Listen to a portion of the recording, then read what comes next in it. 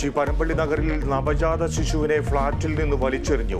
നടുറോഡിൽ parcel കവറിനൊപ്പം മൃതദേഹം. ഫ്ളാറ്റിൽ നിന്ന് എറിയുന്ന ദൃശ്യങ്ങൾ പുറത്ത്. സമീപത്തെ ഫ്ളാറ്റിലെ 23-കാരി കുറ്റം സമ്മതിച്ചെന്ന് പോലീസ്. പെട്ടെന്നുള്ള ഒരു പാനിക്കിലായിരിക്കാം.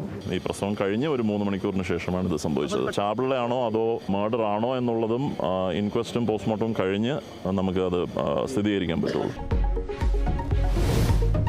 റായ്ബറേലിയിൽ പത്രിക സമർപ്പിച്ച് രാഹുൽ ഗാന്ധി.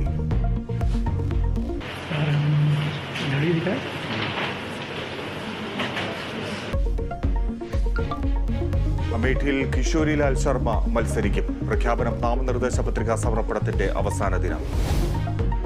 മാസപ്പടി കേസിൽ മാത്യു കുഴൽനാടനെതിരെ കോടതി. തെളിവുകളില്ലാത്ത ആവശ്യവുമായി എന്തിനാണ് വന്നതെന്ന് ചോദ്യം.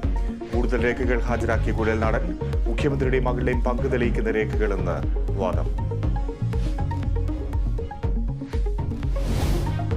ഡ്രൈവിംഗ് ടെസ്റ്റ് പരിഷ്കരണത്തിൽ ഇളവില്ല. ട്രാൻസ്പോർട്ട് കമ്മീഷണറുടെ സർക്കുലറിൽ ഇടപെടാതെ ഹൈക്കോടതി.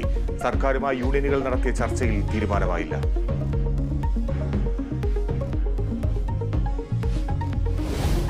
വേനൽ ചൂടിൽ വെന്തുരുകി കേരളം. പാലക്കാടും കോഴിക്കോടും ഉഷ്ണതരംഗ സാധ്യത. മെയ് 6 വരെ താപനില ഉയരുമെന്ന് കേന്ദ്ര കാലാവസ്ഥാ വകുപ്പ്.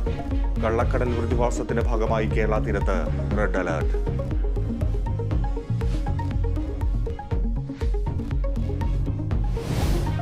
IPL ഇന്ന് മുംബൈ കൊൽക്കത്ത പോരാട്ടം. മത്സരം രാത്രി 7:30 വാങ്കഡെ സ്റ്റേഡിയത്തിൽ. തുടർജയങ്ങളുടെ ആവേശത്തിൽ കൊൽക്കത്ത. മുംബൈക്ക് ജയം അനിവാര്യം.